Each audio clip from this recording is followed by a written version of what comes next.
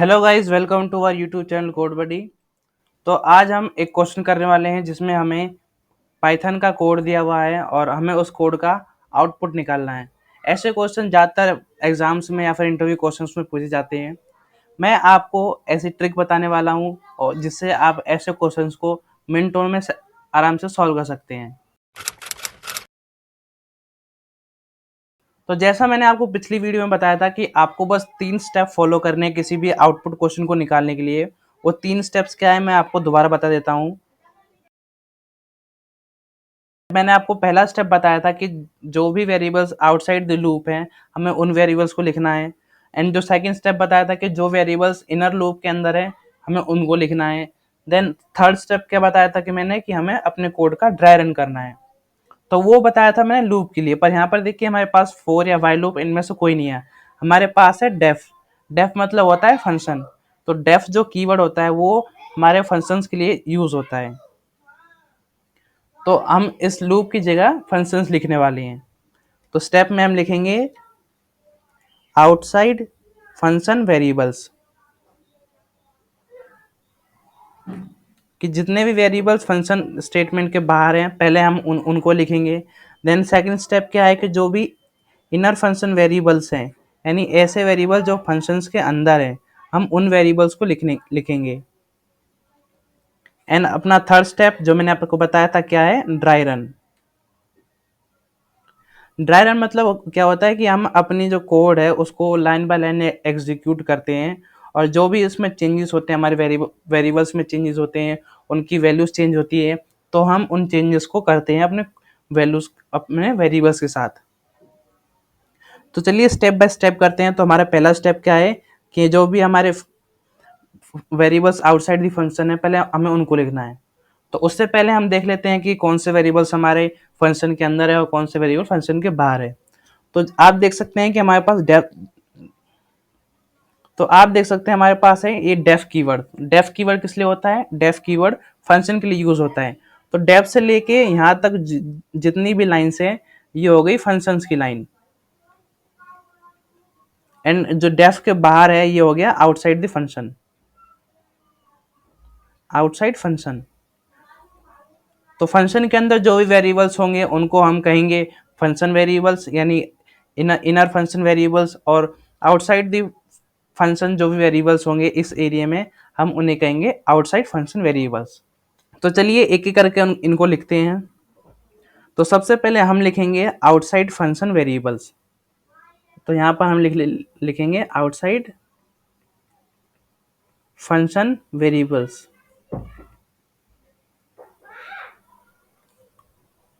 अभी वेरिएबल्स कौन कौन से हैं? तो देखिए आउटसाइड फंक्शन हमारी ये जो स्टेटमेंट है वो ये वाली है। उसमें कौन कौन से वेरिएबल है? एक वेरिएबल है हमारे पास आर, एक वेरिएबल है एस। वहाँ और उसके बाद देखेंगे तो आर और एस जो है वो रिपीट हो रहे हैं। तो इसमें हमारे पास टोटल से दो ही वेरिएबल हैं। एक वेरिएबल है हमारे पास आर एंड दूसरा जो वेरिएबल है वो हमारे पास है एस। तो ये हो गए इनर वेरिएबल्स। और उसके बाद जो सेकंड नंबर है, सेकंड नंबर अब हम करना है inner function variable. First step हमने कर लिया, आउटसाइड फंक्शन वेरिएबल्स को हमने लिख लिया। कौन कौन से वेरिएबल है? R and S. अब लिखेंगे इनर फंक्शन वेरिएबल्स। अब ये वाली जो स्टेटमेंट है वो है फंक्शन की, एंड फंक्शन के अंदर ये वेरिएबल्स हैं कौन कौन से? P and Q. उसके बाद देखेंगे कि देख सकते हैं पी एंड क्यू हर बार हर जगह रिपीट हो रहे हैं। तो अब हम इनको लिखेंगे। तो हेडिंग लगाएंगे हम इनर फंक्शन वेरिएबल्स।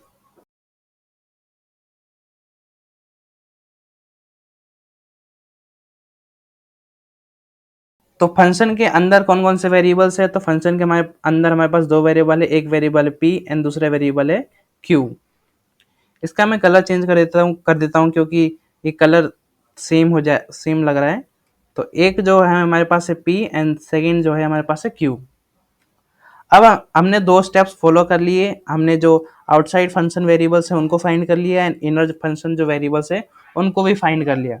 एंड अब हम अपना थर्ड स्टेप करेंगे, वो है ड्राई रन। ड्राई रन क्या मैंने बताया कि हम अपने कोड को लाइन बाय लाइन एग्जीक्यूट करते हैं। तो उससे पहले हम देख लेते हैं कि हमारे कोड की लाइन क्या है, मतलब सीरियल क्या है, कि कौन सी फर्स्ट लाइन है एंड कौन सी सेकेंड लाइन, क्योंकि जब भी आप एग्जीक्यूट कर पाएंगे। तो आप देखिए यहाँ हमारा डेफ से शुरू हो रहा है, पर अगर आपको पाइथन की नॉलेज होगी तो जो हमारा डेफ वाली लाइन होती है उसको वो फर्स्ट लाइन नहीं लेता, उसके बाद जो लाइन होती है वो यहाँ से स्टार्ट होती है। तो आर एस और R is equal to swap और जो प्रिंट वाली स्टेटमेंट है, तो ये हमारी स्टार्टिंग लाइन, यहाँ से हमारी जो कोड है वो शुरू होगा। तो इनमें नंबर लगा लेते हैं। तो ये वाली फर्स्ट स्टेटमेंट हो गई, ये सेकंड, ये थर्ड एंड फोर्थ। अब आप पूछेंगे कि हमने डेफ को क्यों नहीं लिखा, क्योंकि डेफ फंक्शन है, जब थर्ड में ये स्वैप फंक्शन कॉल होगा तो हमारी जो कमांड है वो अपने आप वहाँ चली जाएगी, इसलिए हम इस पे जो है वो लिखेंगे नहीं। अब हमें ड्राई रन करते टाइम कुछ कैलकुलेशन करनी होगी, तो उसके लिए हम एक रफ एरिया बनाएंगे अपने स्क्रीन पर। तो ये वाला जो एरिया है ये रफ एरिया, जिसके अंदर हम अपना रफ काम करेंगे, जो भी कैलकुलेशंस वगैरह है वो हम इस बॉक्स में करने वाले हैं। तो सबसे पहली लाइन क्या है, r इज इक्वल टू 100, यानी जो r वेरिएबल है उसके अंदर 100 वैल्यू स्टोर हुई है। तो r वेरिएबल में अपनी वैल्यू स्टोर करते हैं। r वेरिएबल कहाँ है, क्या है, r वेरिएबल कहाँ है, तो r वेरिएबल यहाँ पे है और इसकी जो वैल्यू कर दी अब हमने 100। उसके बाद सेकंड लाइन है हमारे पास s equal to 200, s variable है, s के अंदर जो वैल्यू स्टोर हुई है 200, तो हम लिखेंगे s की वैल्यू 200। हमें जो वैल्यू लिखनी है वेरिएबल के नीचे लिखनी है उसकी वैल्यू, और अगर चेंज होगी तो हम उसको कट करके उसकी वैल्यू को चेंज करेंगे। देन अब जाते हैं थर्ड लाइन पे। थर्ड लाइन क्या है, r is equal to swap R S. तो इस वाली लाइन को लिख लेते हैं, r is equal to swap then bracket r comma s। तो ये हमारी फंक्शन कॉलिंग है। कौन सी फंक्शन कॉलिंग है, स्वैप फंक्शन। आप देखेंगे कि जो स्वैप फंक्शन है ये हमारे पास एक यूजर डिफाइंड फंक्शन है। यूजर डिफाइंड फंक्शन क्यों है, क्योंकि जो स्वैप है उसकी डेफिनेशन यहाँ पर हमारे पास मौजूद है। तो ऐसे फंक्शंस जिनकी डेफिनेशन कोड के अंदर मौजूद होती है, यानी प्रोग्रामर जो कोड लिखते टाइम इसकी डेफिनेशन को लिखता है, तो ऐसे फंक्शंस को हम कहते हैं यूजर डिफाइंड फंक्शन। और उसके बाद उसका अपोजिट होते हैं built in function. Built in function ऐसे होते हैं जिनकी डेफिनेशन पाइथन या फिर किसी भी लैंग्वेज के अंदर पहले ही डिफाइन होते हैं। जैसे कि प्रिंट स्टेटमेंट, आप प्रिंट फंक्शन आप देख सकते हैं, इसकी डेफिनेशन हमने कोड में कहीं नहीं लिखी है, इसकी डेफिनेशन पहले ही प्रेजेंट है। तो अब इसकी कॉलिंग करते हैं। तो कॉलिंग करने के लिए क्या करेंगे कि हम इसको दोबारा लिखेंगे इसकी वैल्यू के साथ। वैल्यू कौन कौन सी, आर और एस। तो हम लिखेंगे आर इज इक्वल टू अपना स्वैप फंक्शन, और अब आर और एस में हमें वैल्यूज डालनी है। तो वैल्यूज क्या हम कोड से देखेंगे नहीं, हम देखेंगे जो यहाँ पर हमने वेरिएबल्स बनाई हैं, क्योंकि वेरिएबल्स में जो अभी करंट टाइम पे, प्रेजेंट टाइम पे जो वैल्यूज हैं हम उन्हीं वैल्यूज को यूज करेंगे। ये नहीं कि जो पहले वैल्यूज थी और उसमें कोई चेंजेस हुए तो हम पुरानी वैल्यूज को यूज करते जाएं। तो इसलिए हम इस मेथड का यूज करते हैं। तो अभी आर के अंदर क्या वैल्यू है, तो अभी आप देखेंगे कि जो आर वेरिएबल है उसके अंदर वैल्यू है 100 एंड एस जो है उसके अंदर वैल्यू है 200। तो इसकी वैल्यूज को लिखेंगे। आर में क्या है, आर में है 100 एंड एस के अंदर हम देखेंगे एस के अंदर है 200। तो ये हमारी फंक्शन की कॉलिंग हो गई। ये कॉमा है 100 कोमा 200। उसके बाद अब आप देखेंगे कि जो हमारी कमांड है यहाँ से स्वैप फंक्शन कॉल होते ही इस लाइन पर चली गई। इसीलिए मैंने यहाँ पर नंबर्स नहीं लिखे थे, क्योंकि स्वैप फंक्शन की कॉल होती ही हमारी जो कमांड है वो डेफ फंक्शन की तरफ चली जाएगी। अब यहाँ पर हमारी जो पहली लाइन है def swap P and Q, तो ये हम हो गई हमारी फंक्शन की डेफिनेशन, मतलब फंक्शन की जो हेडिंग होती है। तो अब इसको लिख लेते हैं। तो क्या है, स्वैप पी कॉमा क्यू। पर आप देखेंगे कि स्वैप जो है वो कॉलिंग हुई है तो इसकी जो वैल्यूज है वो हमारे पैरामीटर्स में जाएंगी। तो जो पी के अंदर वैल्यू हो जाएगी वो हो जाएगी हमारे पास 100 एंड क्यू के अंदर 200। तो इस वैल्यूज, तो पी एंड क्यू हमारे पास वेरिएबल्स है, और वेरिएबल्स में जब भी कुछ चेंजेस होंगे तो हम उनको यहाँ पर रिफ्लेक्ट करेंगे इस एरिया में। तो इन वैल्यूज को लिख लेते हैं। तो पी में क्या वैल्यू गई है, पी में वैल्यू गई है 100।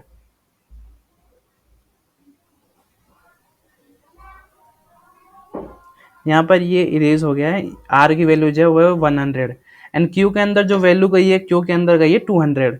तो यहाँ जो क्यू वेरिएबल है उसके नीचे लिख देंगे हम 200। देन अब हम अगली लाइन पे जाने से पहले इसको इरेज कर लेते हैं, क्योंकि अभी यहाँ स्पेस बचा नहीं है। तो हम इस वाली लाइन को लिखेंगे। ये लाइन है हमारे पास P, Q is equal to Q into P. ये जो लाइन होती है इसको हम स्वैपिंग लाइन भी कहते हैं। इसके अंदर क्या होता है कि हम दो वैल्यूज के अंदर की जो दो वेरिएबल्स की जो वैल्यूज होती हैं पी एन क्यू जैसे हैं, तो इनकी वैल्यूज को हम इंटरचेंज करते हैं, यानी पी की वैल्यू क्यू में और क्यू की वैल्यू पी में। तो हम क्या करेंगे कि अपने वेरिएबल्स को एज इट इज लिखेंगे एंड देन उसके बाद उसमें इनकी वैल्यूज लिखेंगे। तो क्यू और पी की वैल्यू क्या है, क्यू की वैल्यू, पी की वैल्यू आप देखेंगे कि हमारे पास है 100, तो पी की वैल्यू लिखी हमने 100। देन क्यू की वैल्यू क्या है, क्यू की वैल्यू है 200, तो हम लिखेंगे 200। अब यहाँ पर देखिए ये हमने लिखने के बाद अब क्या क्या हुआ कि क्यू पी के अंदर गया 200 एंड क्यू के अंदर गया 100। तो यहाँ पर वैल्यूज चेंज हुई, तो हम क्या करेंगे कि यहाँ पर भी वैल्यूज को चेंज करेंगे। तो पी के अंदर क्या गया है, पी के अंदर गया 200, तो हम लिखेंगे यहाँ पर 200 एंड क्यू के अंदर 100। ये वाली लाइन हो गई। अब उसके बाद हम जाएंगे अगली लाइन पर। अगली लाइन क्या है, print P comma hash comma Q. इस वाले स्टेटमेंट को भी लिख लेते हैं। क्या है, प्रिंट पी फिर डबल कोट्स में हैश फिर डबल कोट्स में हैश फिर क्यू। अब इसके अंदर क्या क्या वैल्यूज हैं, तो p जो वेरिएबल है और q भी एक वेरिएबल है। तो अभी हम देखेंगे कि जो p के अंदर वैल्यू है वो अभी है 200। p के अंदर क्या है 200 एंड हैज हम एज इट इज लिखेंगे क्योंकि ये डबल कोट्स में है। देन q के अंदर क्या वैल्यू, q के अंदर वैल्यू है 100। तो ये जो आंसर आया ये हमारी जो प्रिंट स्टेटमेंट है उसका आउटपुट है। हमें इस क्वेश्चन में आउटपुट ही निकालना है और वही हमारा आंसर है। तो हम क्या करेंगे कि उसको साइड में लिख लेंगे, हम यहाँ पर लिखेंगे आउटपुट, क्योंकि हमें इस क्वेश्चन में लास्ट में आउटपुट निकालना है। तो आउटपुट क्या है हमारे पास, तो हम इसको यहाँ लिखेंगे 200 हैश 100। तो ये हमारे पास आउटपुट आया यहाँ तक। अब तक जो हमने ड्राई रन किया है, अब इसको इरेज कर लेते हैं और अब चलेंगे अपनी अगली लाइन पर।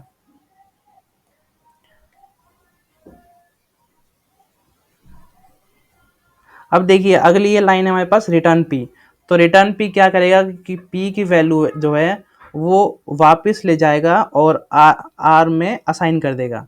तो अभी पी की वैल्यू क्या है, पी की वैल्यू है 200 और किस में असाइन हो रही है, वो हो रही है आर में। तो जो पी की वैल्यू क्या है 200, तो अब इसको क्या करेंगे हम, आर में भी वैल्यू हो जाएगी 200। अगर आप कंफ्यूज हो रहे हैं तो मैं दोबारा से समझा देता हूँ कि ये कैसे हुआ। तो देखिए जैसे हमारे पास एक अगली जो हमारी स्टेटमेंट है ड्राई रन में वो आ रही है रिटर्न पी। रिटर्न पी, तो रिटर्न पी क्या, रिटर्न स्टेटमेंट क्या करता है कि जो भी हम वैल्यू रिटर्न करेंगे उसको फंक्शन की मदद से अपने वेरिएबल में रिटर्न करेगा जिस वेरिएबल में हमने असाइन किया है। तो स्वैप फंक्शन को हमने आर इक्वल टू स्वैप किया है, तो जो भी स्वैप रिटर्न करेगा वो आर में स्टोर होगा, आर वेरिएबल में स्टोर होगा। तो अभी फंक्शन के अंदर, इनर फंक्शन के अंदर आप देखेंगे इनर फंक्शन वाला एरिया ये है। इसके अंदर p की वैल्यू क्या है, p की वैल्यू है 200। तो p की वैल्यू अब r के अंदर जो जाएगी वो जाएगी 200। तो हमने क्या यहाँ पर क्या किया था कि यहाँ पर हमने 100 को काट के यहाँ पर हमने 200 किया था। ठीक है, आपको समझ में आ गया। और अब इसके आगे करते हैं।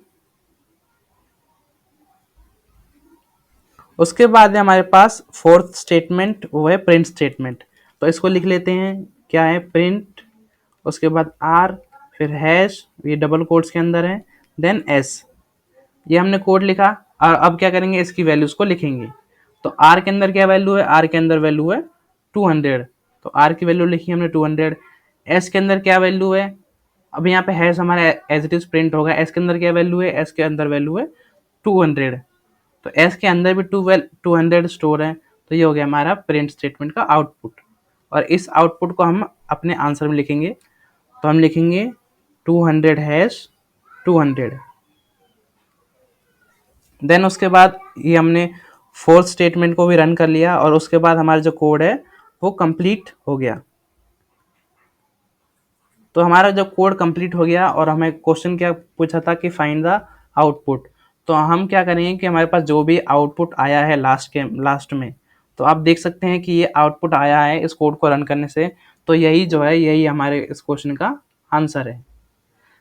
आई होप आपको ये वीडियो अच्छे समझ में आई होगी, आपको समझ में आया होगा कि अगर हमारे पास पाइथन में कोई कोड दिया है तो हम उसका आउटपुट कैसे निकाल सकते हैं।